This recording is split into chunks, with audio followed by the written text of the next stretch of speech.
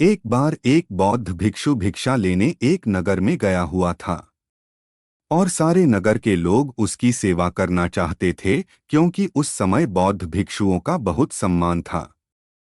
इसलिए जिसे भी पता चला दौड़ा दौड़ा उस भिक्षु के पास पहुंचा।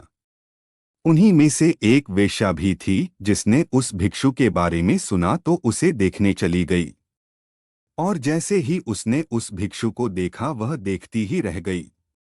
उसने उस भिक्षु के पैर पकड़ लिए और कहा कि मैं एक वेश्या हूं और कोई भला आदमी मेरे द्वार तक नहीं आता, इसलिए मैं ये चाहती हूं कि आप मेरे अतिथि बनकर मेरे साथ चलें ताकि कुछ दिन मैं भी आपकी सेवा कर लूं। असल में वो वेश्या उस भिक्षु पर आसक्त थी।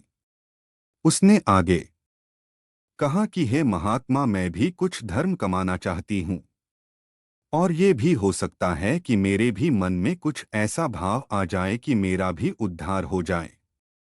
सभी नगरवासी उस वेश्या की बात सुन रहे थे और इससे पहले कि भिक्षु कुछ कह पाता वे बोल पड़े कि तुम क्या कह रही हो? एक बौद्ध भिक्षु तुम्हारे कोठे पर कैसे जा सकता है?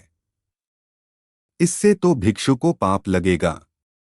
नगरवासियों की बात सुन वेश्या ने कहा कि मैं इन्हें अपने पाप को मिटाने के लिए ही अपने साथ चलने को कह रही हूं। उनकी बातें सुनकर भिक्षु ने कहा कि मैं अपने गुरु बुद्ध से इसकी अनुमति लूंगा। यदि वे कहेंगे तो मैं आपके साथ चलूंगा। ये सुन वेश्या ने कहा कि मैं इंतजार करूंगी।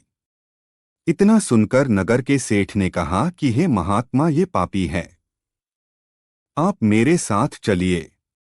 इसका कोठा आपके जाने लायक नहीं है।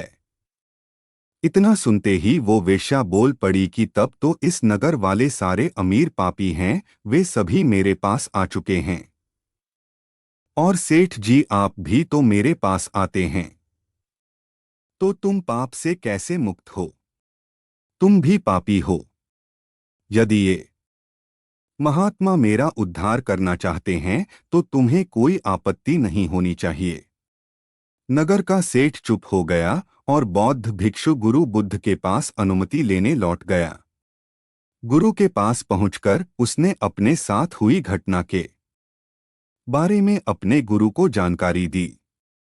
गुरु के सभी चेले ये बातें सुन रहे थे और सोच रहे थे कि अब गुरु क्या कहेंगे।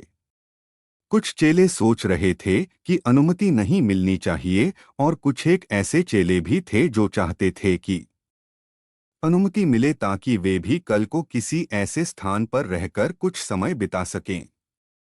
गुरु ने सब कुछ सुनकर कहा कि जाओ और उस औरत का भला करो।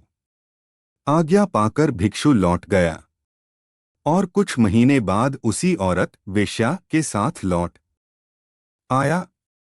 उसे औरत के साथ आया देख सभी चेले आपस में कहने लगे कि देखा संगत का असर, आखिरकार इस औरत ने अपना जादू चला ही डाला और अच्छे भले भिक्षु को सांसारिक जीवन जीने वाला बनाकर अब शायद विवाह की अनुमति लेने आई है। लेकिन गुरु को पता था अपने चेले का, इसलिए गुरु उन्हें आता देख मुस्कुरा रहे थे। भिक्षु ने अपने गुरु के पैर पकड़े और कहा कि हे गुरुजी, मैंने इस औरत का उद्धार कर दिया है। अब ये एकदम शुद्ध आत्मा बन चुकी है, अत इसे भी अपना शिष्य स्वीकार करें। ये सब सुनकर सभी भिक्षु आश्चर्य में पड़ गए कि ये कैसे हुआ। चरित्र तो हमेशा बुरे के साथ रहकर अच्छे का खराब होता है। हमें बचपन में यही सिखाया जाता है कि बुरे के साथ रहकर तुम भी बुरे बन जाओगे। तब गुरु ने कहा कि देखो इस भिक्षु को जिसने मेरी आशा के अनुरूप कार्य किया। इस औरत के चरित्र को अपने चरित्र जैसा बना दिया, न कि खुद को बदलने दिया। ये ठीक उसी प्रकार है जैसे कमल कीचड़ में रहकर भी कीचड़ जैसा नहीं होता। इसलिए मैं इस कहानी के माध्यम से ये कहना चाहूंगा कि आप के अंदर यदि बुरे विचार आते हैं तो अपनी संगत बदल डालिए।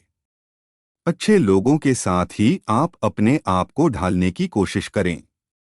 जैसे आप बुरे विचारों का स्वागत करते हैं, वैसे ही अच्छे विचारों को भी अंदर आने दें, उनका विरोध न करें।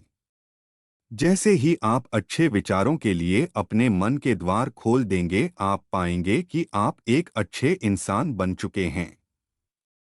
दोस्तों, वीडियो पसंद आया तो लाइक, शेयर और चैनल को सब्सक्राइब जरूर करें। धन्यवाद।